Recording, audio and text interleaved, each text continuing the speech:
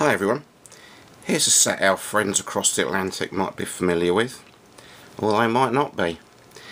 This looks like the Philco Transitone 46250, but in fact it isn't. This is the UK made Philco B2806, made in the UK in about 1949-1950. It uses pretty much the same chassis as the US version, and I've just had a look at the circuit of the 46250, and with a few exceptions to suit our mains voltages over here, it's pretty much the same. Differences from the Transitone are obviously our UK scale here with UK and European stations on it, the lack of the Transitone logo underneath the Philco, and the knobs are different, though I have seen these on US made sets, and I think several UK made Philco sets use these. So perhaps Philco imported the chassis, the cabinet from the US already moulded. I doubt they'd have sent the moulds here, but who knows. Even the back's the same as the US version. Let's turn around and have a look. Now this one came to me as not working. The seller hasn't tested it. He doesn't know if it works. So this is as new to me as it is you. As you can see, it's got US valves in it, although these are Brimar valves, British made American radio valves. All the components inside here are British. The most obvious thing you'll notice as a difference from the 46250 is this large dropper resistor here, and I don't believe that the US Philco 46250 has this long wave, medium wave band switch here. So this set should be familiar to anyone in the US who's ever worked on a 46250. I think the tuning capacitor's mounted differently in the sets over there as well. There's a huge great spider over there. Yeah, or what's left of one. One thing with this radio is I can't move the tuning capacitor. It won't tune, and that's because these little pulleys are jammed on the shafts. Now whether the plastic, I'm not sure if they're plastic, but they seem to have jammed on the metal shaft. Now whether the plastic's expanded, I'm not sure, but both are jammed solid, so I can't turn the tuning dial mechanism. So what I need to do, and obviously I would have done this anyway, I need to unsolder the frame aerial connections here so I can remove the chassis. I've highlighted these. They were originally red, black, blue, etc., but I've just repainted them just to make absolutely sure an idiot like me doesn't solder them back in the wrong position. Right, the soldering iron's hot. I'll be back in a minute after I've unsoldered them and got the chassis out. Oh, just before I go, there's the Philco label up in there, still there. Well, here we are with the chassis out of the cabinet.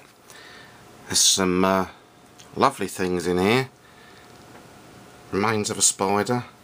Looks like he's been having a great time on that coil there.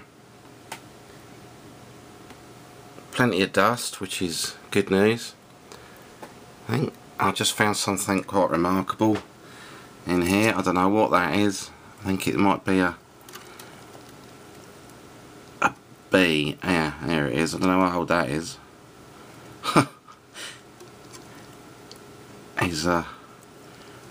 We call them bumblebees over here. I wonder how old that is. There's several other things. There's some sort of lava case there, and all sorts. Anyway, someone who's interested in insects would have a great time in here.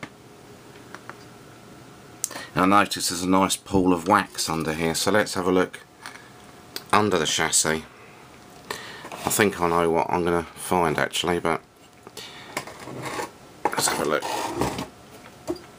Yep, there we go. Right. This is the, I'll move that lead out of the way a minute. There. This is where the wax is coming from. Like, this is the RF suppression capacitor across the mains, wired between live and neutral. And that's a bit of a mess.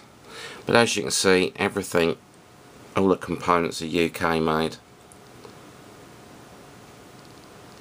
There's more things there. Bit of wire there, I don't know what that's from. What the hell is that? Ugh, Christ. Ugh! Anyway, I better take this outside and give it a quick brush. Wave change switch at the back.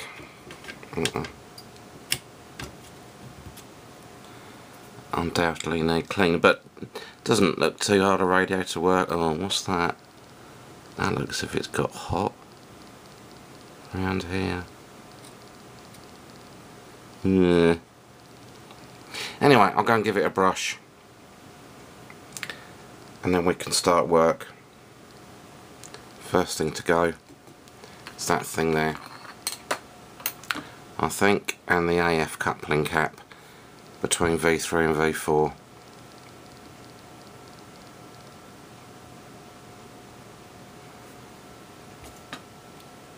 There. Let's have a quick look at the front.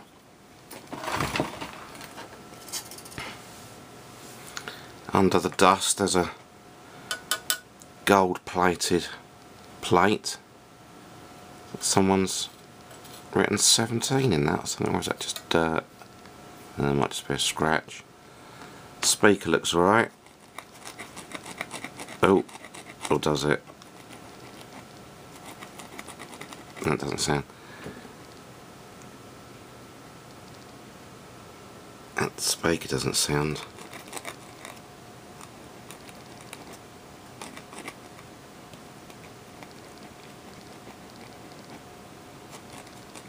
It's a sealed unit as well. I've had to get that out. That's not something, unless I can get this foam bit out and try and fill it, but that's odd because as I just said, it's a sealed unit, so I'm surprised dirt's got in there, because it's not a rusty radio or anything. A little bit of rust around there, but dusty, isn't it? Anyway, that's enough looking over a dusty old radio. I'm going to go outside and clean it. Thanks for watching anyway, and I'll cover the repair in the next video. Thanks for watching.